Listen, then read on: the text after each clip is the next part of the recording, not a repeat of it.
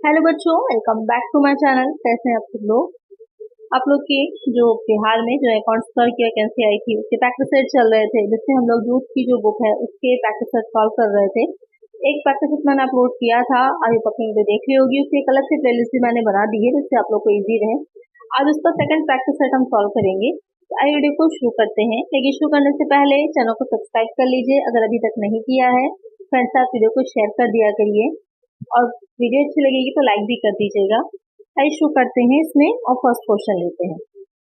Which of the following items will not appear in the debit side of the profit and loss account? इनके में से कौन सी वस्तु लाभ और हानि खाते के डेबिट पक्ष में नहीं दिखाई जाती है? ऑडिट फी, लेखा परीक्षा शुल्क, ऑफिस रेंट, कार्यालय किराया, फाइनेंशियल एक्सपेंसेस, वित्तीय खर्च, कैरेज इनवर्ड, गाड़ी आवक।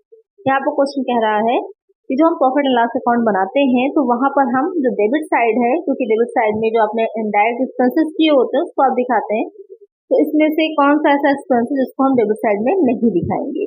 तो यहाँ पर कौन सा एक्सपेंस हो जाएगा? ऑडिट फी भी दिखाई जाती है, ऑफिस रेंट भी और फाइनेंशियल एक्सपेंसेस भी। लेकिन जो कैरेज इनवर्ड होता है, कैरेज इनवर्ड क्या होता है? जैसे कि रॉ मटेरियल है, रॉ मटेरियल को अगर आप लेकर के आए, कच्चा माल है, कोई आपको प्रोडक्ट जो आप बना रहे हैं, मैन्युफैक्चर कर रहे हैं, तो उसमें कुछ आपने रॉ मटेरियल परचेज किया है, उसको आप लेकर किसी भी कन्वेंस के थ्रू ही तो आएंगे ना, तो गाड़ी जो होती है या उसका जो रेंट आएगा, किराया है, तो उसका जो भी उसको कहा जाता है कैरेज इनवर्ड। तो उसका जो भी आपने जो पेमेंट किया होगा उसको हम जो डायरेक्ट एक्सपेंस की तरह ट्रीट करते हैं, तो हम इसमें नहीं दिखाते प्रॉफिट एंड लॉस अकाउंट में। जो हम ट्रेडिंग अकाउंट बनाते हैं वहां पर उसको ऐड करते हैं। तो यहाँ पर क्या हो जाएगा? इसको हम डेबिट साइड में नहीं दिखाएंगे प्रॉफिट एंड लॉस अकाउंट की। एक आंसर होगा ऑप्शन डी। अगर क्वेश्चन आता है इसको कहाँ दिखाया जाता है, जिसको आप ट्रेडिंग अकाउंट जो हम बनाते हैं, व्यापारिक खाता, उसमें दिखाया जाता है। तो एक आंसर हो जाएगा ऑप्शन डी। नेक्स्ट क्वेश्चन है, अ cell of ₹25,000 to A was entered as a sale to B. This is an example of A को 25,000 रुपए की बिक्री के स्थान पर B की बिक्री दिखा दी गई है। ये किस प्रकार की त्रुटि का उदाहरण है? यानी कि A को 25,000 25,000 की किसी तरह की सेल की गई थी किसी चीज की, उसकी जगह पर B की दिखा दी गई है। तो अब ये किस तरह की चूक है, किस तरह की त्रुटि है, ये पूछ रहा है। Error of omission, error of commission, compensating error, error of principle. तो किस तरह की चूक हो जाएगी ये? तो ये हो जाएगी आपकी भूल की, एरर ऑफ कमीशन की, भूल की त्रुटि, यानी कि भूलवश एक की जगह बी का नाम दिखा दिया गया है, यानी कि बी के अकाउंट में दिखा दिया गया है, तो किस तरह की है? वो भूल की। क्योंकि कोई प्रिंसिपल की त्रुटि नहीं की गई है, दोनों ही आपके जो है क्योंकि सेल की गई है, दोनों ही डेटर हो जाएंगे। लेकिन यहाँ पर एरर ऑफ कमीशन हो जाएगा कि भूलवश एक की जगह बी का नाम दे दिया गया है। तो यहाँ पर करेक्ट आंसर क्या हो जाएगा? ऑप्शन बी हो जाएगा। चलिए नेक्स्ट क्वेश्चन है, out of the following error which one will not have any effect on the trial balance? निम्नलिखित त्रुटियों से बाहर जिसका परीक्षा संकलन को प्रभाव नहीं होगा। Writing an amount on the correct side but on the wrong account. सही राशि पर सही पक्ष लिखना लेकिन गलत खाते पर। यानी कि आपने अमाउंट सही रखा है, सही साइड में रखा है, यानी कि डेबिट किया जाना तो डेबिट किया, क्रेडिट किया जाना तो क्रेडिट किया, लेकिन आपने गलत अकाउंट में कर दिया है। मिस्टेक इन अकाउंट बैलेंसिंग, खाता संतुलन में गलती की गई है। Mistake in totalling of account, जब आप टोटल कर रहे थे तो वहां पर आपने मिस्टेक कर दी है। मिस्टेक इन काउंटिंग, गणना में गलती कर दी है। तो क्वेश्चन आपको कह रहा है कि जो ट्रायल बैलेंस बनाया जाता है तो उसमें से कौन सी ऐसी एरर करी गई है या गलती की गई है जिसका इफेक्ट जो होगा वो ट्रायल बैलेंस पर नहीं पड़ेगा। तो कौन सी एरर ऐसी हो जाती है? तो वो आपकी जो ए पॉइंट दे रखा है कि writing an amount on the correct side, यानी कि करेक्ट साइड में दिखाया आपने, और जो डेबिट था तो डेबिट में दिखाया, क्रेडिट था तो क्रेडिट साइड में दिखाया है, अमाउंट भी सही है लेकिन आपने गलत खाते में दिखा दिया है। तो यहाँ पर इसका इफेक्ट नहीं पड़ेगा जो ट्रायल बैलेंस हम बना रहे हैं उसके ऊपर। यहाँ पर अगर आप जो पक्ष गलत कर देते हैं या अमाउंट गलत कर देते हैं, डेबिट को क्रेडिट कर देंगे या फिर अमाउंट गलत कर देते हैं, तो वहां पर इफेक्ट पड़ता है। लेकिन आपने जो अकाउंट था वो गलत कर दिया तो टोटल पे कोई इफेक्ट नहीं पड़ेगा और इस तरह की त्रुटियों को, गलतियों को ढूंढना भी मुश्किल होता है। तो यहाँ पर करेक्ट आंसर हो जाएगा ऑप्शन है। बैलेंसिंग में गलती कर देंगे तो आपका मैच ही नहीं करेगा। आपने गलत खाते के टोटल करने में गलती कर दी तो भी मैच नहीं करेगा। अगर आपने जो है गणना में ही गलती कर दी है, काउंटिंग गलत कर दी तो भी गलत आंसर आएगा। लेकिन अगर आपने यहाँ पर अमाउंट सही है, पक्ष सही है, यानी कि डेबिट या क्रेडिट जिसमें करना था उसी में करी है, तो वहां पर इफेक्ट नहीं पड़ेगा। तो इसका आंसर हो जाएगा ऑप्शन ए। नेक्स्ट क्वेश्चन है, if actual loss is less that estimated loss the difference will be. यदि वास्तविक हानि अनुमानित हानि से कम होती है तो अंतर कहलाता है नॉर्मल गेन सामान्य लाभ, अब नॉर्मल गेन असामान्य लाभ, नॉर्मल लॉस सामान्य हानि, अब नॉर्मल लॉस असामान्य हानि। यहाँ पर क्वेश्चन कह रहा है कि जो एक्चुअल में लॉस हुआ है, जो वास्तव में हानि हुई है, और जो अनुमानित थी, यानी कि एक अनुमान लगाया गया था, एक एस्टिमेट लगाया गया था कि इतना लॉस हो सकता है, तो उनके यानी कि वो कम हो रही है। वास्तविक हानि और जो हमने एस्टिमेट लगाया था, मान लीजिए कि हमने सोचा था कि 6000 की होगी जो हमारी एस्टिमेट है, लेकिन एक्चुअल में हुई कितनी है, 5000 की ही हुई है। तो कौन सी कम हुई है, जो एक्चुअल है हमारा लॉस वो कम हुआ है। तो यही क्वेश्चन कह रहा है कि यदि वास्तविक हानि अनुमानित हानि से कम होती है तो अंतर क्या होता है। तो यहाँ पर क्या हो गया हमारा 1000 का, ये जो 1000 एक्स्ट्रा हमारा निकल के आया है वो क्या है, नॉर्मल गेन है, अब नॉर्मल गेन है, नॉर्मल लॉस है, या फिर अब नॉर्मल लॉस है। तो वो क्या हो जाएगा हमारा, उसे कहेंगे हम असमान लाभ। वैसे तो आपको लग रहा होगा दोनों ही जो है लॉस है तो प्रॉफिट कहाँ से हो गया, लेकिन हमने एक जो सोचा था कि इतना होगा लेकिन उससे कम हुआ है, तो वो हमारा अब नॉर्मल असमान लाभ कहलाता है। एक आंसर हो जाएगा ऑप्शन बी। नेक्स्ट क्वेश्चन है, when bank reconciliation is started with overdraft as per passbook which of the following will be added. जब बैंक समाधान विवरण पासबुक के अनुसार ओवरड्राफ्ट के साथ शुरू किया जाता है तो निम्नलिखित में से क्या जोड़ा जाएगा। पहला हो जाएगा under costing of credit side of the passbook और over costing of the debit side of the passbook. Passbook के क्रेडिट पक्ष को कम करना या पासबुक के डेबिट पक्ष को बढ़ाना। Deposit recorded twice in the cash book और excess amount recorded in the cash book. Cash book में 2 बार दर्ज की गई जमा राशि या फिर कैश बुक में दर्ज की गई अधिक राशि। Cheque deposited into bank and credited without recording in the cash book. Bank में जमा किए गए चेक कैश बुक में रिकॉर्ड किए बिना। Under costing of payment side of cash book और over costing of receipt side of cash book. रोकड़ बही के भुगतान पक्ष की अंडर कॉस्टिंग या फिर रोकड़ बही के प्राप्तियों के पक्ष को बढ़ाना। यहाँ पर क्वेश्चन क्या कह रहा है कि जब हम बैंक रिकंसिलिएशन स्टेटमेंट जो होता है उसको, जो कि आपको मैंने बताया था, या तो आप कैश बुक के अकॉर्डिंग भी कर सकते हैं, पासबुक के अकॉर्डिंग भी शुरू कर सकते हैं। पासबुक के अकॉर्डिंग शुरू करते हैं और वहां पर ओवरड्राफ्ट है। ओवरड्राफ्ट का क्या मतलब हो जाता है कि ओवरड्राफ्ट होता है कि आपके बैंक में, आपके अकाउंट में जितना अमाउंट जमा है, डिपॉजिट है, उससे ज्यादा आप उसमें से निकाल सकते हैं, तो उसको बैंक ओवरड्राफ्ट कहा जाता है। अक्सर शॉर्ट में सिर्फ इसको हम ओडीबी लिखते हैं, इस तरह से लिखा होता है। एक वीडियो मैंने क्वेश्चन भी किया था कि ये जो फैसिलिटी होती है वो किस अकाउंट पे दी जाती है, तो ये करंट अकाउंट पे दी जाती है मोस्टली, क्योंकि करंट अकाउंट जो होते हैं वो व्यापारियों के होते हैं, वो डेली जो होते हैं काफी ज्यादा ट्रांजेक्शन्स करते हैं, तो उनको ये सुविधा दी जाती है। तो यहाँ पर अगर हम बैंक ओवरड्राफ्ट के साथ शुरू कर रहे हैं तो इसमें हम क्या चीजें जोड़ेंगे, ऐड क्या चीजें करेंगे, ये क्वेश्चन पूछ रहा है आपसे। यहाँ पर क्या चीजें ऐड की जाती हैं, तो जो चेक डिपॉजिट किया गया है बैंक में और इसकी रिकॉर्डिंग नहीं की गई है कैश बुक में, यानी कि हमने बैंक में डिपॉजिट तो कर दिया था लेकिन उसे हमने क्रेडिट नहीं किया था कैश बुक में, तो उसको हम ऐड करेंगे। तो इसका आंसर हो जाएगा ऑप्शन सी। मोस्टली जो डिफरेंस होता है उसी वजह से ही होता है कि कभी कभी कैश में जो चेक खाता है या चेक के माध्यम से जो ट्रांजेक्शन हमने किया है उसको हम चेक बुक में तो दिखा देते हैं अपनी, उसको सॉरी हम पासबुक में तो दिखा देते हैं अपनी, वो बैंक कॉलम में तो आ जाता है, लेकिन वो कैश बुक में जो हम बैंक कॉलम बना रहे हैं वहां नहीं एंट्री होती है उसकी, इसीलिए ही डिफरेंसेस आते ही हैं। क्योंकि कुछ पेमेंट कैश में हो रहा है, कुछ पेमेंट जो है हम बैंक के माध्यम से कर रहे हैं, तो इसी वजह से डिफरेंस आते हैं, इसीलिए बनाया जाता है हमारा बैंक रिकंसिलिएशन स्टेटमेंट। तो एक आंसर हो जाएगा यहाँ पर ऑप्शन सी।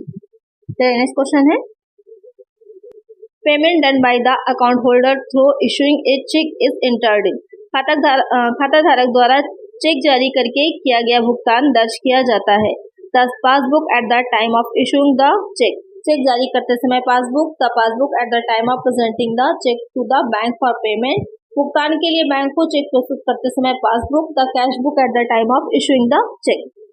यहाँ पर क्वेश्चन क्या कह रहा है कि जो अकाउंट होल्डर है उसने जो पेमेंट किया है वो चेक जारी करके किया, यानी कि चेक इशू किया उसने पेमेंट करने के लिए, तो वहां पर क्या किया जाएगा, चेक जारी करते समय passbook, the passbook at the time of issuing the cheque, the passbook at the time of presenting the cheque to the bank for payment, the cash book at the time of issuing the cheque. तो cheque जारी करने के time पर या check जारी करने के समय पर रोकड़ बही में क्या चीजें की जाएंगी, ये आपके 3 पॉइंट्स दे रखे हैं। इसमें से जो किया जाएगा उसको आपको टिक करना है। हो सकता है कोई एक ही कार्य किया जाएगा या हो सकता है सारे ही किए जाएं, तो उसको कैसे निकालेंगे हम। तो जब इस तरह से पेमेंट किया जाता है तो जो हम पेमेंट कर रहे होते हैं तो वहां पर हम बैंक को चेक प्रस्तुत करते हैं, तो वहां पर पासबुक में भी एंट्री की जाती है। और दूसरा जो यहाँ पर दे रखा है कि the cash book at the time of issuing the cheque, cheque जारी करने के समय में रोकड़ बही जो होती है, जो हम कैश बुक बना रहे हैं वहां पर भी हम एंट्री करते हैं। तो ये दोनों चीजें ही की जाती हैं। तो इसका आंसर क्या हो जाएगा हमारा, ऑप्शन ए हो जाएगा। चलिए नेक्स्ट क्वेश्चन है, bank reconciliation statement is prepared by, bank समाधान विवरण बनाया जाता है। यहाँ पर क्वेश्चन कह रहा है कि किसके द्वारा, कौन बनाता है जो बैंक रिकंसिलिएशन स्टेटमेंट होता है। Customer of the bank, bank के ग्राहक द्वारा, बैंक बनाता है, टैक्स अथॉरिटीज कर अधिकारी बनाते हैं, या फिर ऑडिटर अंकेक्षक बनाता है। तो पहले भी मैंने बताया हुआ है, जो बैंक रिकंसिलिएशन स्टेटमेंट होता है, जो अकाउंट होल्डर होता है वो खुद बनाता है अपनी जो डिफरेंसेस आए हैं उनको देखने के लिए। तो किसके द्वारा बनाए जाते हैं, customer of the bank, bank के ग्राहक के द्वारा, यानी बैंक उसे नहीं बनाता है, जो कस्टमर होता है वो खुद ही उसको बनाता है या उसको तैयार करता है। चलिए नेक्स्ट क्वेश्चन लेते हैं, the debit balance of passbook shows, passbook की नाम राशि, नाम शेष जो है वो क्या दर्शाता है, यानी कि जो पासबुक है अगर उसमें डेबिट बैलेंस है तो वो क्या शो कर रहा है। डिपॉजिट बैलेंस, जमा शेष, ओवरड्राफ्ट बैलेंस, अधिकतर शेष, neither deposit not overdraft balance, न जमा और न ही अधिकतर शेष, नन ऑफ दिस, इसमें से कोई नहीं। तो जो पासबुक होती है आप सभी के पास होगी, एक बार पासबुक को अपने खोलकर देखिएगा, उसमें जो डेबिट साइड है वो आपका क्या शो कर रहा होगा। तो जो डेबिट साइड होता है वो अधिकश यानी कि ओवरड्राफ्ट को शो करता है। तो एक आंसर क्या हो जाएगा, ऑप्शन बी। तो जो कैश बुक होती है उसमें आप सबको पता ही होगा कि हमेशा एक कहा ही जाता है कि इसमें डेबिट बैलेंस रहता है, रिसिप्ट ज्यादा होती है, पेमेंट कम होते हैं। लेकिन जो पासबुक आप बना रहे होते हैं वहां पर ओवरड्राफ्ट भी हो सकता है, उसको मैंने आपको समझा ही दिया क्या होता है। तो वहां पर हो सकता है रिसीव ज्यादा हो, पेमेंट कम, क्योंकि कभी कभी सुविधा ये बैंक देता है ओवरड्राफ्ट निकालने की, ओवरड्राफ्ट की, इस वजह से बैंक ओवरड्राफ्ट भी हो सकता है। तो यहाँ पर क्या होगा कि अगर डेबिट बैलेंस है तो वो ओवरड्राफ्ट कहलाता है। तो यहाँ पर करेक्ट आंसर हो जाएगा ऑप्शन बी। नेक्स्ट क्वेश्चन है, विच of the following is not the fundamental principle of accounting, कितने से कौन सा लेखा का मूल सिद्धांत नहीं है। तो लेखांकन के जो सिद्धांत होते हैं कई तरह के होते हैं। तो मैंने आपको बताया कि अवधारणाएं होती हैं, कई मूल सिद्धांत होते हैं, कुछ आपके जो होंगे वो परिवर्तनशील हैं, जैसे मतलब टाइम जो हो गया है, आप चेंजेस होते गए हैं उसमें, तो अलग अलग तरह के होते हैं। यहाँ पर कह रहा है कौन सा जो मेन फंडामेंटल होता है प्रिंसिपल वो नहीं है। कंसिस्टेंसी प्रिंसिपल, संगतता सिद्धांत, कॉस्ट प्रिंसिपल, लागत का सिद्धांत, कॉन्ग्रुएंट प्रिंसिपल, कंजर्वेटिज्म प्रिंसिपल, रूढ़िवादी सिद्धांत। तो कौन सा नहीं होगा इसमें, तो यहाँ पर जो कॉन्ग्रुएंट प्रिंसिपल है ये उसका मूल सिद्धांत नहीं है, बाकी ये तीनों ही उसके मूल सिद्धांत है। तो यहाँ पर एक आंसर हो जाएगा ऑप्शन सी। नेक्स्ट क्वेश्चन है, the expression of not to sell business in near future is included in the, व्यवसाय को निकट भविष्य में नहीं बेचने की भावना निहित है, यानी कि ये सोचना है कि हम इसको फ्यूचर में नहीं बेचेंगे, नहीं सेल करेंगे और ये लंबे टाइम तक चलता रहेगा बिजनेस हमारा। कौन सा कॉन्सेप्ट है वो, इनिशिएटिव कॉन्सेप्ट, अस्तित्व संकल्पना, करोटिज्म कॉन्सेप्ट, रूढ़िवादिता की संकल्पना, अक्रूवल कॉन्सेप्ट, उपार्जन संकल्पना, गोइंग कंसर्न कॉन्सेप्ट, निरंतरता की संकल्पना। ये सारे ही प्रिंसिपल्स मैं आप लोग को पढ़ा चुकी हूँ बहुत अच्छे से डिटेल में। जो क्लासेस की वीडियो आई थी तो सबसे पहले यही वाली वीडियो थी जिसमें मैंने आप लोग को सारे प्रिंसिपल के बारे में अच्छे से समझाया था। तो यहाँ पर कौन सा प्रिंसिपल हो जाता है कि लंबे टाइम तक हमारा चलता रहेगा, उसे गोइंग कंसर्न कॉन्सेप्ट कहते हैं, निरंतरता की संकल्पना। आंसर हो जाएगा हमारा ऑप्शन डी। नेक्स्ट क्वेश्चन है, विच of the following statement is correct, निम्नलिखित में से कौन सा कथन सही है।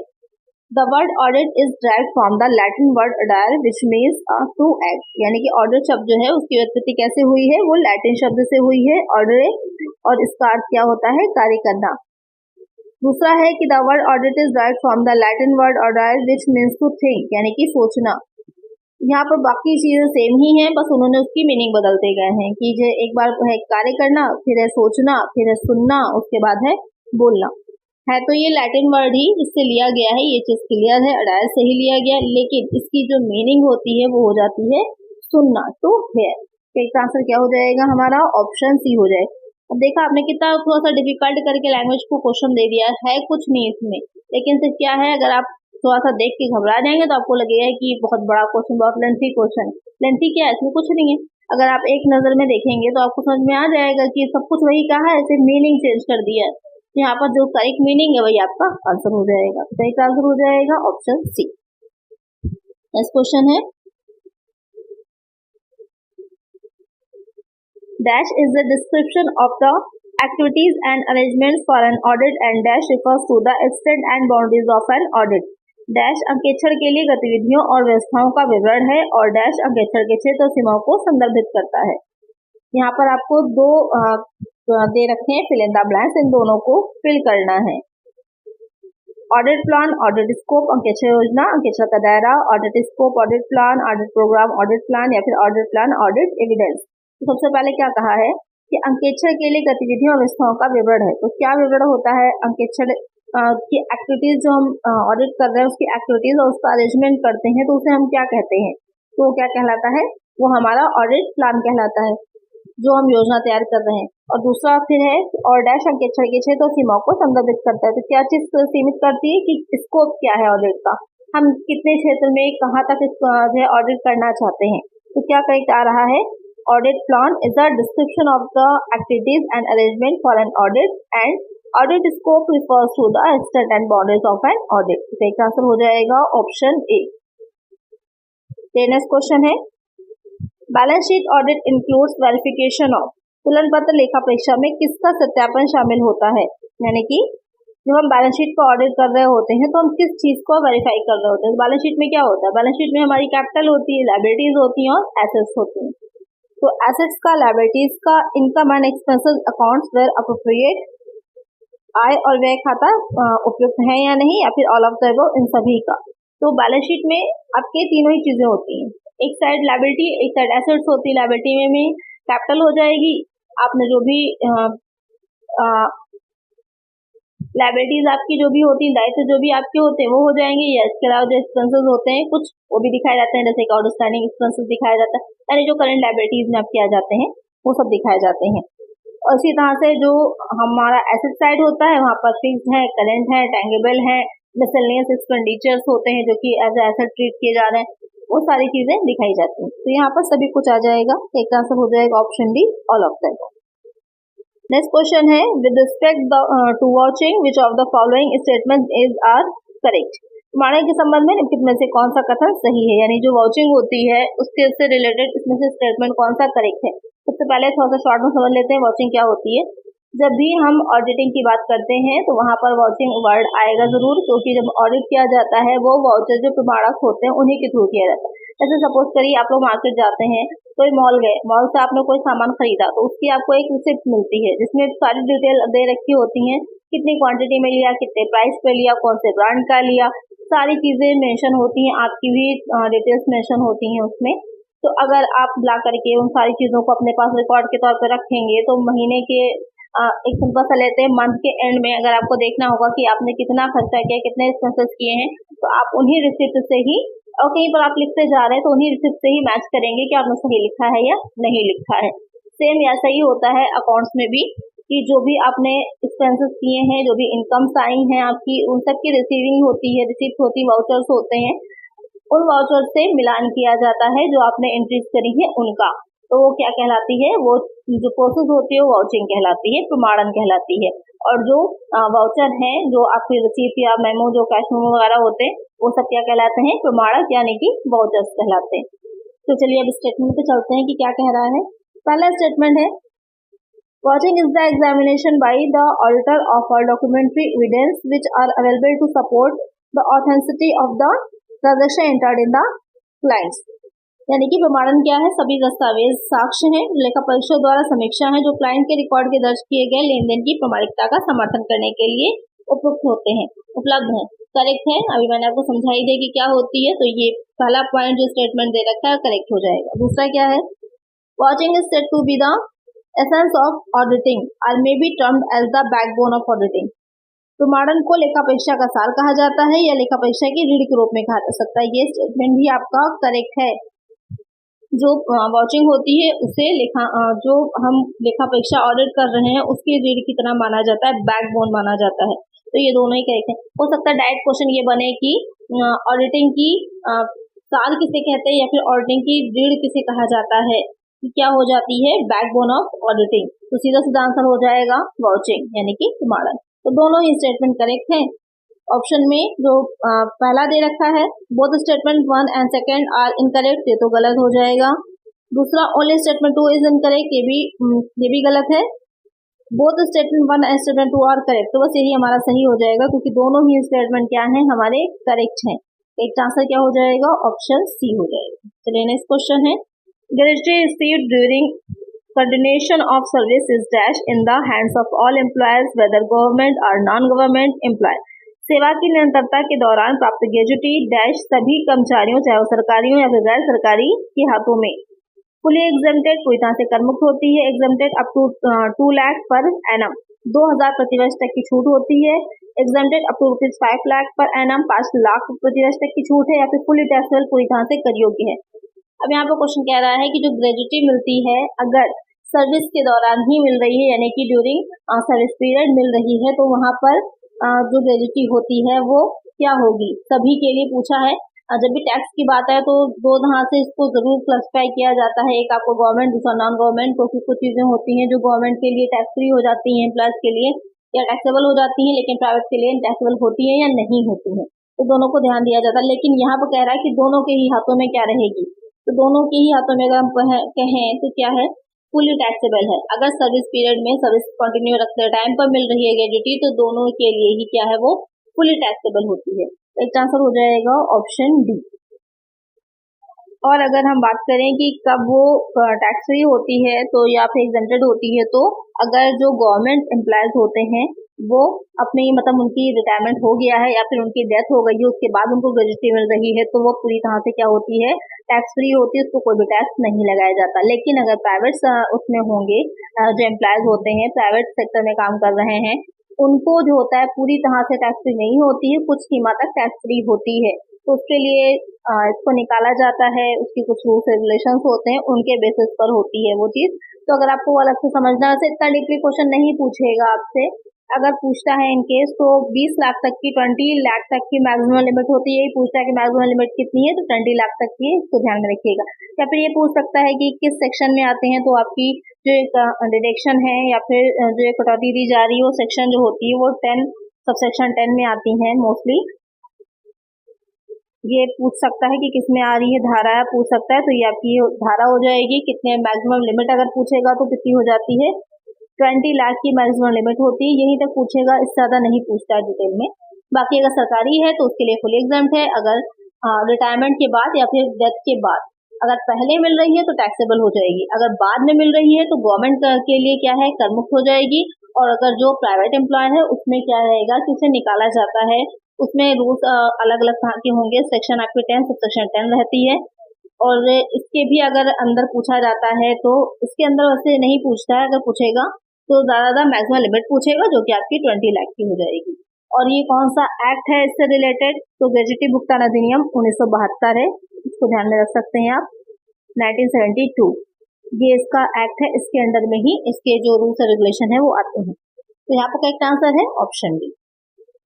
नेक्स्ट क्वेश्चन है, in case of mister X age 35 years who has taken a mediclaim policy the maximum premisable deduction under section 80D for assessment year 17-18 is 35 वर्षीय मिस्टर एक्स जिन्होंने मेडिक्लेम पॉलिसी ली है के मामले में निर्धारित वर्ष के लिए धारा 80D के अंतर्गत अधिकतम कितनी कटौती की अनुमति है, 15,000 की, 20,000 की, 25,000 की, 30,000 की। यानी कि जो 80D है, सिंपल से समझ लीजिए, जो 80D है उसमें जो मेडिकल इंश्योरेंस आता है तो उस पर जो दिया जाता है प्रीमियम, उसमें कितनी कटौती दी जाती है, इसकी मैक्सिमम लिमिट क्या है, ये पूछा है आपसे क्वेश्चन में। उसकी मैक्सिमम लिमिट कितनी हो जाती है, वो हो जाती है 25,000 की। एक आंसर हो जाएगा ऑप्शन सी। और यहाँ पर एक चीज का ध्यान रखिएगा कि अगर सिटीजन जो होगा वो सीनियर सिटीजन होगा तो ये अमाउंट 25,000 नहीं बल्कि 50,000 का रहेगा, इसीलिए यहाँ पर उन्होंने एज बताई है। अच्छा, जो ये इन्होंने पुराना दे दिया है निर्धारित वर्ष, इसमें कंफ्यूज ना होइएगा, अभी जो रिसेंटली चल रहा है उसमें भी इतना ही अमाउंट दे रखा है, तो यहाँ पर कंफ्यूज मत होइएगा। इसमें एक चीज मुझे इन बुक्स की यही लगती है जो आती है यूथ की, तो उसमें अपडेट नहीं करते हैं। अब अपडेट कर देना चाहिए जिससे कि बच्चे कंफ्यूज ना हो, तो ये अपडेट नहीं करते, ये इनका नेगेटिव पॉइंट है। तो यहाँ पर क्या आंसर हो जाएगा ऑप्शन सी। नेक्स्ट क्वेश्चन है with respect to provision relating to TDS on interest other than interest on securities under section 194A, no tax shall be deducted at source if during the financial year interest payable by the payer to payee doesn't exceed। धारा 194A के तहत प्रतिभूतियों पर ब्याज के अलावा ब्याज पर TDS से संबंधित प्रावधानों के संबंध में स्रोत पर कोई कर नहीं काटा जाएगा यदि वित्तीय वर्ष के दौरान भुगतानकर्ता द्वारा प्राप्तकर्ता को देय ब्याज दर से अधिक नहीं है 5,000, 20,000, 10,000, 30,000।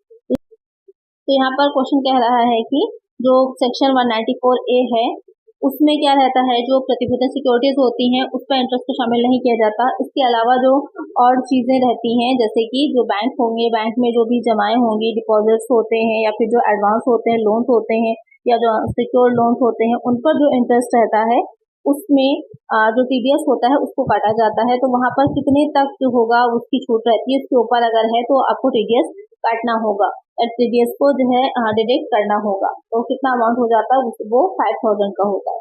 तो इसका आंसर हो जाएगा ऑप्शन ए। नेक्स्ट क्वेश्चन है LIFO method is suitable when. LIFO प्रणाली का प्रयोग किया जाता है goods are of perishable nature, वस्तु खराब होने वाली है। Calculation of remaining stock is required to made at the lower possible price, शेष स्टॉक की गणना सबसे कम पर संभव बनाने की आवश्यकता हो। Calculation of remaining stock is required to be made never nearer to its market value, शेष स्टॉक की गणना के लिए इसे बाजार में निकट बनाया जाना आवश्यक है। Goods are non perishable in nature, वस्तु खराब होने वाली नहीं है। LIFO मेथड होता है क्या है, लास्ट इन फर्स्ट आउट, यानी कि जो सबसे लास्ट में आया है उसे पहले निकालना। यहाँ पर लास्ट का मतलब ये नहीं होता है कि मतलब कहने का सेंस ये है कि एक मंथ को अगर लेते हैं हम 1 मार्च से 31 मार्च की बात हम करते हैं, तो लास्ट एंड फर्स्ट आउट जब होगा तो जब अप्रैल में हम उसे निकाल रहे होंगे तो जो हमारा 31 मार्च को आया है, यहाँ पर फाइनेंशियल ईयर को ध्यान मत दीजिए, एक नॉर्मल समझा रहे हैं, मार्च अप्रैल मंथ वही हो गया। तो 31 मार्च में जो आपका आए हैं जो भी, उसको हम पहले 1 अप्रैल को क्या करेंगे, निकालेंगे, यानी कि सोर्स को इशू करेंगे।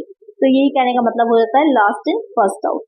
तो अब यहाँ पर क्वेश्चन में जो कह रहा है कि कब हम इसका यूज करते हैं, कब ये सुटेबल होती है, ये कब सुटेबल रहती है, जब वस्तु खराब होने वाली नहीं है, तब इसका हम यूज कर सकते हैं। क्यों? क्योंकि अगर वस्तु इसमें के प्रोडक्ट इस नेचर के हैं जो खराब हो जाएंगे, फॉर एग्जाम्पल अगर हम बात करें ब्रेड है, ब्रेड को आप अगर बहुत लंबे टाइम तक रखे रहेंगे तो क्या होती है, खराब हो जाती है। एक उसकी जो है एक्सपायरी डेट होती है, एक पीरियड होता है, उस टाइम तक वो सही रह सकती है। जो डेली की यूज की चीजें होती हैं जैसे मिल्क है, इन सबको बहुत लॉन्ग टाइम तक नहीं रखा जाता, तो इनके लिए क्या रूल लगता है, फर्स्ट इन फर्स्ट आउट का FIFO रूल लगता है। जो खराब होने वाली नेचर की चीजें होती हैं उनको FIFO रूल अप्लाई होता है, और जो हमारी ऐसी चीजें हैं जिनको खराब नहीं होती हैं, नेचर इनका ऐसा है कि उनको लॉन्ग टाइम तक हम रख सकते हैं, तो वहां पर लास्ट इन फर्स्ट आउट का LIFO का यूज करते हैं। तो डिपेंड करता है कि मार्केट सिचुएशंस कैसी हैं। यहाँ पर बहुत सी चीजें होती हैं, किसी एक चीज को ध्यान में रख करके नहीं यूज की जाती। कोई भी मटेरियल के लिए ये जो मोस्टली है आपकी यूज होती है, जो सामग्री नियंत्रण होता है, कंट्रोल होता है कि किस तरह से हमें रखना है, उससे रिलेटेड है। तो यहाँ पर सही आंसर हो जाएगा ऑप्शन डी। नेक्स्ट क्वेश्चन है आइडल क्विक रेशियो इज आदर्श त्वरित अनुपात 2:1, 1:1, 3:1, 1:5। तो यहाँ पर क्या कह रहा है, आदर्श त्वरित अनुपात जो होता है वो कौन सा इसमें से रहेगा। तो त्वरित अनुपात क्विक रेशियो होता है क्या है, quick asset upon current liability. अगर इसकी हम बात करें कि क्या फार्मूला होता है, तो क्विक एसेट अपॉन क्या हो जाता है, करंट लायबिलिटी। तो जो हमारी करंट एसेट होती है उसी में से क्या हम लेस कर देते हैं, जब हम करंट एसेट में से स्टॉक और प्रीपेड जो एक्सपेंस होते हैं उसको लेस कर देते हैं तो हमारी क्विक एसेट निकल करके आ जाती है। तो यहाँ पर उसका अगर हम बात करें क्या होता है आइडल, तो 1:1 होता है। एक आंसर हो जाएगा ऑप्शन बी। और अगर करंट रेशियो का पूछे कि जो करंट रेशियो चालू अनुपात निकला है तो उसका आइडल क्या होता है, तो उसका 2:1 हो जाता है। एक आंसर हो जाएगा ऑप्शन बी।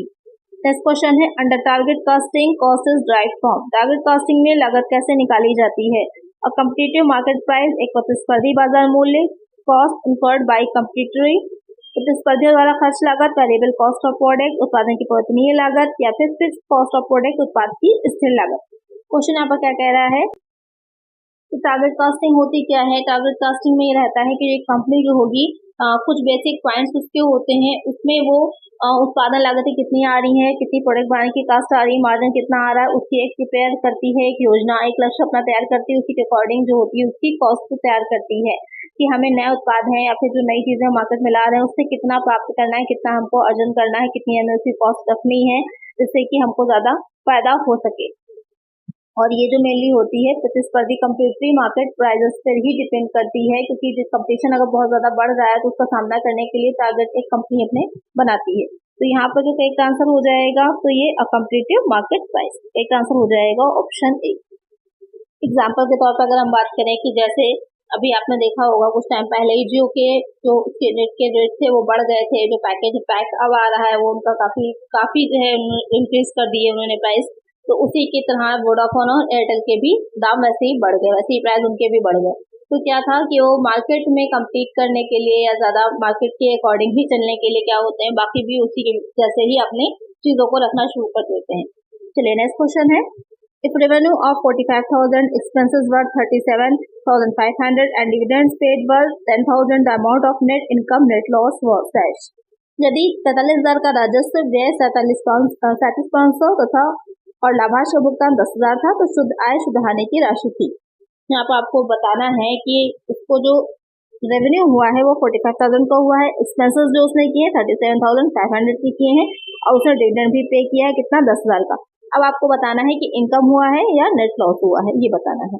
यहाँ पर इसे हम कैसे सॉल्व करेंगे तो थोड़ा सा इसको समझ लीजिएगा, क्योंकि तो काफी कंफ्यूजन होगी बच्चों को। इसमें रेवेन्यू दे रखा है और एक्सपेंसेस दे रखे हैं। जब भी बात रेवेन्यू की जाती है, अगर रेवेन्यू दे रखा होता है तो वहाँ पर समझ लीजिए इनकम और एक्सपेंडिचर अकाउंट जो हो रहा है, आय व्यय भुगतान खाता, उसकी बात की जा रही है। तो वहाँ पर जो चीजें हम दिखाते हैं तो वो सिर्फ हम वही चीजों को दिखाएंगे जो कि रेवेन्यू नेचर की होती हैं, और वहाँ पर कैपिटल नेचर की जो चीजें उसको हम नहीं दिखाते हैं। काफी इस पर कंफ्यूजन थी, मैंने गूगल पर भी इसको देखा तो बहुत जगह इसका आंसर अलग अलग दिया हुआ था, लेकिन यहाँ पर जो डिविडेंड दे रखा है वो कैपिटल नेचर का होता है, वो पूंजीगत व्यय होता है, इसलिए उसको हम यहाँ पर नहीं शामिल करते हैं। यहाँ पर सिर्फ आयगत जो होते हैं उनको शामिल किया जाएगा। तो जब हम इसका निकालेंगे तो जो रेवेन्यू दे रखा है सीधे हम इसको लेस कर देंगे यहाँ पर एक्सपेंसेस उसमें से, तो हमारा प्रॉफिट नेट इनकम जो होती है वो कितनी निकल के आ जाएगी 7,500 की। एक आंसर यहाँ पर ए होगा। बहुत से बच्चों को कंफ्यूजन होगी कि 10,000 को जो एक्सपेंसेस उसमें ऐड कर दें तो 2,500 का हमारा लॉस आ रहा है, नेट लॉस आ रहा है। आप तो गूगल में भी कई जगह पर आंसर यही दे रखा है, लेकिन कहीं कहीं पर आपका 7,500 की नेट इनकम बताइए, कहीं पर लॉस बताए। लेकिन अगर इसको अच्छे से इसको समझिए और इसका जो अकाउंट किस तरह से बनता है उस पर ध्यान दें, तो वहाँ पर कैपिटल नेचर की चीजों को शामिल नहीं किया जाता, सिर्फ जो रेवेन्यू यानी कि आयगत आय या व्यय होते हैं उनको ही शामिल किया जाता है इसमें। इसलिए यहाँ पर डिविडेंड को शामिल नहीं किया गया है। बाकी आप लोग कमेंट सेक्शन में बताइएगा कि आपके अकॉर्डिंग आंसर इसका क्या होना चाहिए। बुक में भी आंसर यही दे रखा है नेट इनकम, तो यहाँ पर करेक्ट आंसर हो जाएगा ऑप्शन ए। नेक्स्ट क्वेश्चन है, a company can not declare dividend out of cash. एक कंपनी किसमें से लाभांश घोषित नहीं कर सकती है? करंट ईयर प्रॉफिट, चालू वर्ष का लाभ, शेयर प्रीमियम अकाउंट, अंश प्रीमियम खाता, रिजर्व सरप्लस, संचयी अधिशेष, प्रीवियस ईयर प्रॉफिट, पिछले वर्ष का लाभ। तो यहाँ पर क्वेश्चन क्या कह रहा है कि जो लाभांश है वो किसमें से घोषित नहीं किया जा सकता। तो डिविडेंड होता है उसे हम किसमें से घोषित नहीं कर सकते या नहीं दे सकते हैं, तो क्या हो जाएगा, क्योंकि डिविडेंड जो होता है वर्ष के एंड में आखिर में जो होता है, जो हमारे पास प्रॉफिट बचा है रिमेनिंग, उसमें से पे किया जाता है, उसमें से दिया जाता है। तो जो हमारा शेयर प्रीमियम अकाउंट है हम उससे नहीं दे सकते, बाकी हम करंट प्रॉफिट से भी देंगे, रिजर्व सरप्लस से भी दे सकते हैं, प्रीवियस प्रॉफिट से भी दे सकते हैं। लेकिन जो हमने शेयर प्रीमियम अकाउंट बनाया है उससे हम जो डिविडेंड होता है वो नहीं पे कर सकते। एक आंसर क्या हो जाएगा हमारा, ऑप्शन बी हो जाएगा। और इसका यूज हम और किस लिए कर सकते हैं, जो हमारा शेयर प्रीमियम अकाउंट होता है उसमें जो डिवेंचर्स होते हैं उनका रिडेम्पशन है तो उसके लिए यूज कर सकते हैं हम। जो हमारे प्रिलिमिनरी एक्सपेंसेस होते हैं उनको रिटर्न ऑफ करने के लिए यूज कर सकते हैं। नेक्स्ट क्वेश्चन है, when a company purchases its own shares out of the free reserves or securities premium account, a sum equal to the nominal value of the shares so purchase shall be transferred to the dash। जब कोई company अपने स्वयं के शेयरों को मुक्त भंडार या फिर प्रतिभूति प्रेम खाते से खरीदती है तो शेयर के नाममात्र मूल्य के बराबर की खरीद राशि को डैश में स्थानांतरित कर दिया जाएगा। कैपिटल रिडेम्पशन रिजर्व अकाउंट, पूंजी मोचन आश्रित खाता, कंटीजेंट लायबिलिटी आकस्मिक दायित्व, डिबेंचर रिडेम्पशन रिजर्व अकाउंट, पत्र मोचन आश्रित खाता, प्रॉफिट एंड लॉस अकाउंट, लाभानी खाता। क्वेश्चन यहाँ पे क्या कह रहा है कि जो कंपनी होती है जब वो अपने ओन शेयर्स को परचेज कर रही होती है तो वो परचेज जब करेगी तो फ्री रिजर्व जो उसके पास रखा होगा या फिर जो सिक्योरिटी प्रीमियम का अकाउंट होता है उसमें से करती है। तो वहाँ पर जो भी उसने परचेज किए हैं, जो शेयर्स उसने परचेज किए हैं नॉमिनल वैल्यू के बराबर की खरीद जो राशि है उसे वो किस अकाउंट में ट्रांसफर करती है, ये कह रहा है क्वेश्चन आपसे। कौन सा अकाउंट बनाती है जिसमें उसको ट्रांसफर करती है। तो उसके लिए कैपिटल रिडेम्पशन रिजर्व अकाउंट बनाया जाता है, पूंजी मोचन आरक्षित खाता बनाया जाता है। एक आंसर हो जाएगा ऑप्शन ए। इसको इस तरह से भी समझ सकते हैं कि जब जो होते हैं शेयर्स उनको कंपनी वापस ले रही होती है या कंपनी अब द्वारा अपने खुद लिए जा रहे होते हैं तो वहां पर एक अकाउंट खोला जाता है जिसको कि कैपिटल रिडेम्पशन रिजर्व अकाउंट कहा जाता है। एक आंसर हो जाएगा ऑप्शन ए। नेक्स्ट क्वेश्चन है premium of redemption of debenture is. ऋणपत्रों के शोधन पर दिए जाने वाला प्रीमियम है पर्सनल अकाउंट, व्यक्तिगत खाता, रेल अकाउंट, वास्तविक खाता, नॉमिनल अकाउंट, नामांकित खाता, नन ऑफ द में से कोई नहीं। ये जब डिबेंचर्स होते हैं उनका रिडेम्पशन किया जा रहा होता है तो वहां पर रिडेम्पशन करने के टाइम पर जो प्रीमियम उन्हें दिया गया है वो किस प्रकार का अकाउंट होता है या उसको किस तरह से हम ट्रीट करते हैं ये भी कह सकते हैं। तो उसको जो हम ट्रीट करेंगे वो हो जाता है हमारा पर्सनल अकाउंट, व्यक्तिगत खाता। तो एक आंसर क्या हो जाएगा हमारा ऑप्शन ए हो जाएगा। यहाँ पर प्रीमियम की बात की जा रही है कि जो प्रीमियम है वो कौन सा खाता है, तो वो हो जाएगा हमारा पर्सनल अकाउंट। नेक्स्ट क्वेश्चन है issue of bonus shares would not result in any change in. Bonus shares के जारी होने के परिणाम स्वरूप कोई भी बदलाव नहीं होगा जर्नलिज्म में, इक्विटी शेयर कैपिटल में, नेटवर्थ में, प्रॉफिट एंड लॉस अकाउंट में। तो जो बोनस शेयर्स होते हैं अगर इश्यू किए जा रहे हैं तो वहां पर किस चीज में कोई भी चेंज नहीं होता है, तो नेटवर्थ में कोई भी चेंज नहीं होता है।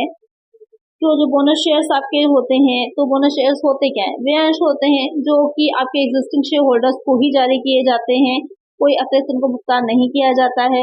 मतलब जारी के जो शेयर होल्डर्स होते हैं उनको कुछ अलग से देना नहीं होता है, उन्हीं को ही जारी किए जाते हैं।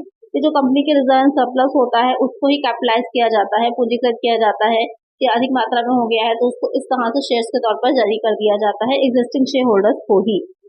तो वहां पर जो नेट वर्थ है कंपनी के उसमें कोई भी इफेक्ट नहीं आता है। एक आंसर हो जाएगा ऑप्शन सी। नेक्स्ट क्वेश्चन है bonds, debentures and term loans are a part of.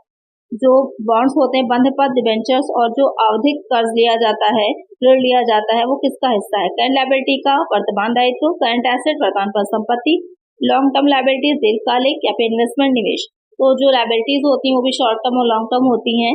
तो बॉन्ड्स, डिबेंचर्स और जो टर्म लोन होते हैं वो आपके लॉन्ग टर्म लायबिलिटी में आते हैं, दीर्घकालीन होते हैं। एक आंसर क्या हो जाएगा हमारा ऑप्शन सी हो जाएगा। चलिए नेक्स्ट क्वेश्चन है basic objectives of financial management is. वित्तीय प्रबंधन का मूल उद्देश्य क्या होता है? प्रॉफिट को मैक्सिमाइज करना, वेल्थ को मैक्सिमाइज करना, discharging social responsibilities, building asset for the business. तो जो फाइनेंशियल मैनेजमेंट होती है उसका मेन काम क्या होता है? संपत्ति अधिकतमीकरण, वेल्थ मैक्सिमाइजेशन। पहले तो देखिए था प्रीवियस टाइमिंग में मेन होता था प्रॉफिट अर्न करना, लोग इसीलिए ही काम करते ही थे, अपना बिजनेस करते थे कि ज्यादा से ज्यादा प्रॉफिट मिल सके। लेकिन आज का जो टाइम है, आज जो अपना प्रॉफिट से ज्यादा अपने वेल्थ को बढ़ाना और सबसे ज्यादा सोशल रिस्पॉन्सिबिलिटीज को पूरा करते हुए अपने आप को, अपने वेल्थ को बढ़ाना जो होता है उसको शामिल किया गया है। तो कई आंसर यहाँ पर हो जाएगा ऑप्शन बी हो जाएगा। नेक्स्ट क्वेश्चन है in the context of financial management dash is the financial situation in which a firm has only fixed amount to allocate amount competing capital expenditure. वित्तीय प्रबंधन के संदर्भ में डैश वित्तीय स्थिति है जिसमें एक फर्म के पास प्रतिस्पर्धी पूंजीगत व्यय के बीच आवंटित करने के लिए केवल निश्चित राशि होती है। कैपिटल बोरोइंग, पूंजी उपचार, यानी कि यहाँ पर कैपिटल बोरोइंग पूंजी को उधार लेने की बात हो रही है, उपचार नहीं, उधार लेने की बात हो रही है।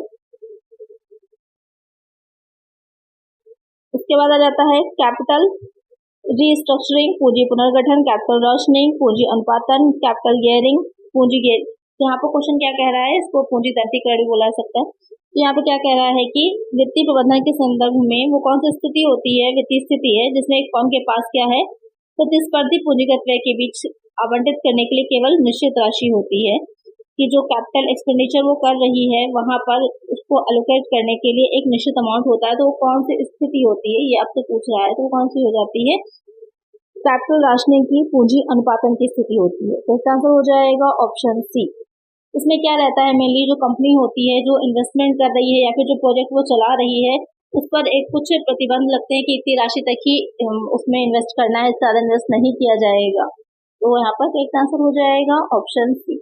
इसके लिए वो क्या करती है, बजट बनाती है, बजट अलग अलग तरह के अलग अलग विभागों पर के जैसे कि सीमाएं निर्धारित कर सके, ये सब कार्य आते हैं। नेक्स्ट क्वेश्चन है high financial leverage is a blessing when, उच्च वित्तीय उत्तोलक तब आशीर्वाद की तरह होते हैं जब, यानी कि जब फाइनेंशियल लिवरेज जो है वो हाई है। तो the earnings are more than the cost of डेब्ट, आय ऋण पूंजी की लागत से अधिक हो। Earning are less than the cost of डेब्ट, आय ऋण पूंजी की लागत से कम हो। Earning equals the cost of capital, आय पूंजी की लागत के समान हो। देयर इज इन्फ्लेशन, मुद्रा प्रसार हो। तो यहाँ पर क्वेश्चन क्या कह रहा है कि फाइनेंशियल लिवरेज हाई कब अच्छे माने जाते हैं, क्वेश्चन मेनली ये कह रहा है।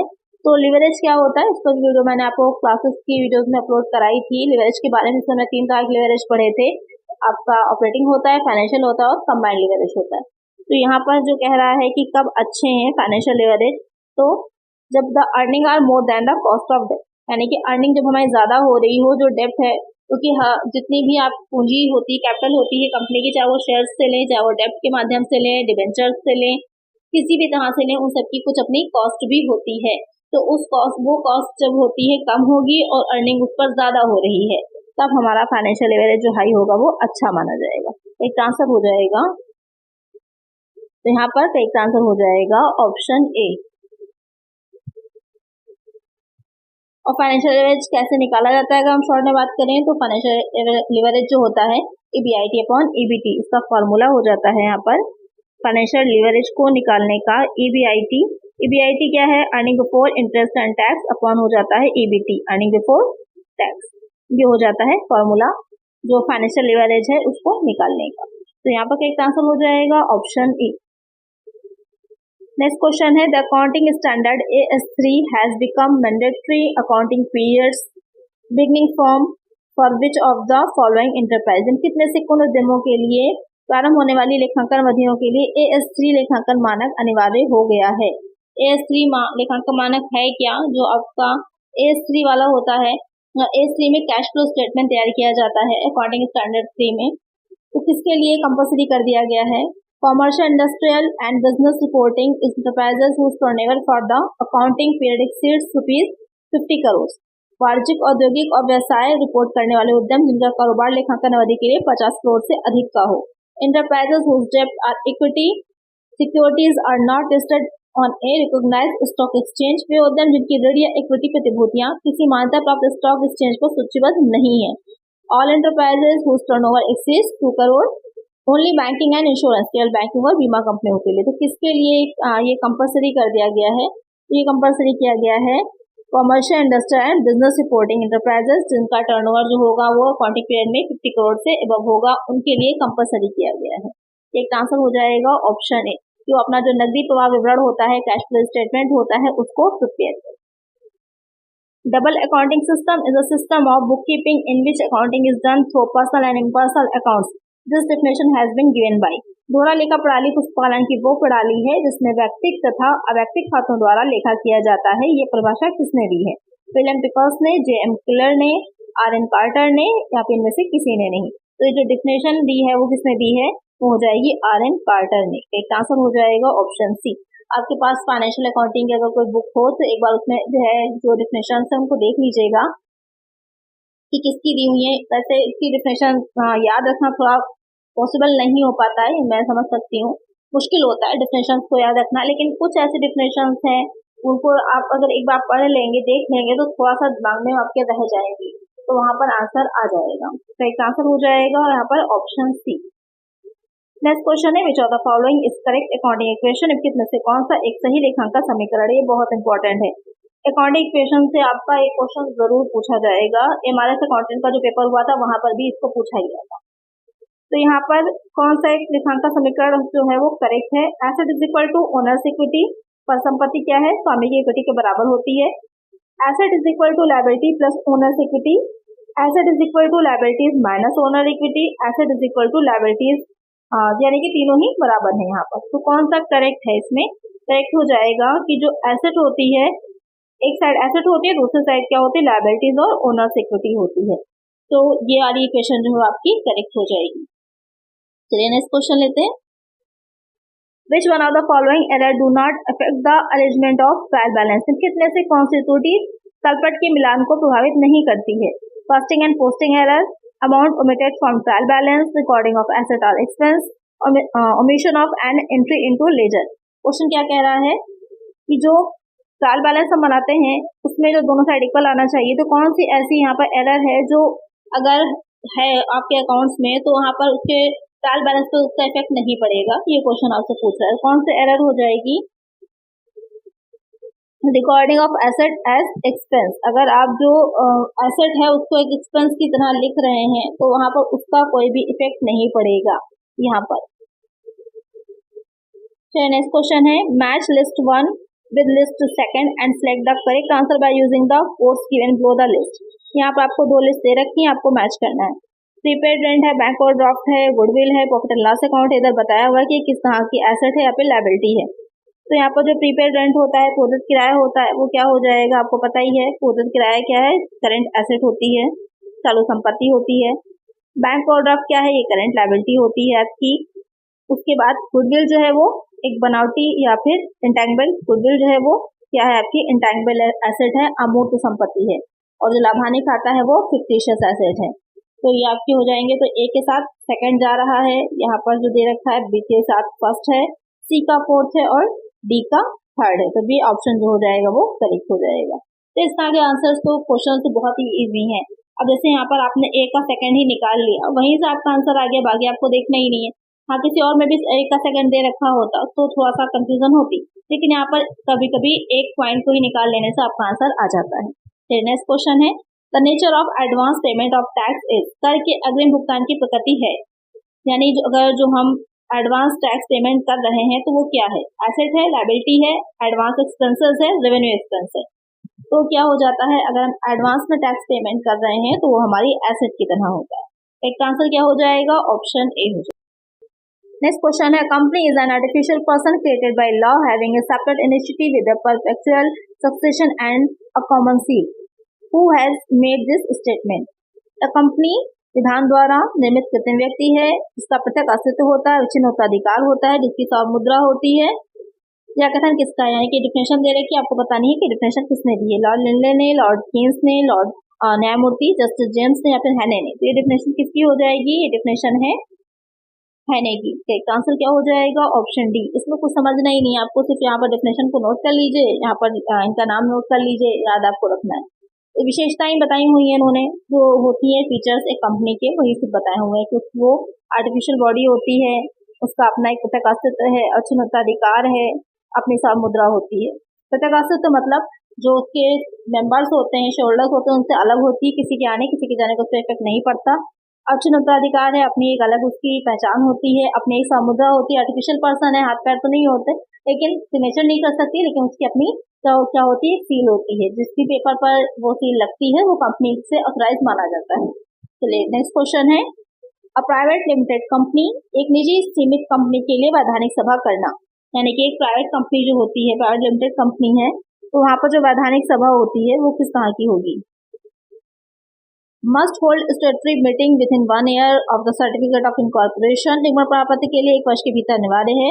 Must hold statutory meeting within 6 month of the certificate of incorporation, निगम प्राप्ति के 6 माह के भीतर अनिवार्य है। Must hold statutory meeting within 3 months of the certificate of commencement of business, व्यापार प्रमाणपत्र के 3 माह के भीतर अनिवार्य है। Need not hold statutory meeting, अनावश्यक है। तो एक प्राइवेट कंपनी, जब एक कंपनी बनती है तो वहां पर वो अपनी एक वैधानिक सभा, कंपनी बनने के बाद अपनी वैधानिक सभा उसको बुलाना होता है। लेकिन अगर हम बात किसी निजी कंपनी की कर रहे होते हैं तो वहां पर उसे एक वैधानिक सभा बुलाना, स्टेटरी मीटिंग बुलाना अनिवार्य नहीं होता है। तो यहाँ पर करेक्ट आंसर क्या होगा? Option D, need not hold statutory meeting. अच्छा, अगर हम एक पब्लिक कंपनी की बात करें तो आप लोग मुझे इसका आंसर कमेंट करिए कि एक पब्लिक कंपनी के लिए जब वो शुरू हो जाती है कितने टाइम पीरियड के अंदर उसको अपनी वैधानिक सभा, अपनी स्टेटरी मीटिंग को बुलाना कंपलसरी होता है, अनिवार्य होता है। इसका आंसर आप मुझे कमेंट करिएगा। जितने भी बच्चे इसका आंसर देंगे नेक्स्ट वीडियो में मैं उसका करेक्ट आंसर भी आप लोग को बताऊंगी, उन सबके बच्चों के नाम भी रहेंगे। तो इसका आंसर आप लोग मुझे कमेंट करिएगा। तो नेक्स्ट क्वेश्चन है, list a companies act can be adopted for which of the following. सोचिए, एक कंपनी अधिनियम को निम्नलिखित किसके लिए बनाया जा सकता है? मेमोरेंडम ऑफ एसोसिएशन, पार्षद सीमा नियम हेतु, आर्टिकल ऑफ एसोसिएशन, पार्षद अंतर नियम, प्रॉस्पेक्टस, प्रोविडर, नन ऑफ द में से कोई नहीं। क्वेश्चन क्या कह रहा है कि जो लिस्ट है, जो लिस्ट होती है उसका यूज किस लिए किया जाता है कि कभी कंपनी अगर पार्षद अंतर नियम अपने नहीं बनाती आर्टिकल ऑफ एसोसिएशन अगर नहीं बनाती है तो उसके स्थान पर जो लिस्ट ए होती है उसका यूज किया जा सकता है। जो कंपनी अधिनियम कंपनीज एक्ट में लिस्ट ए है उसमें जो चीजें दे रखी है उसका यूज कर सकती है वो। तो यहाँ पर किसके स्थान पर होता है? आर्टिकल ऑफ एसोसिएशन यानी कि पार्षद अंतर्नियम हेतु होता है। एक आंसर हो जाएगा ऑप्शन बी।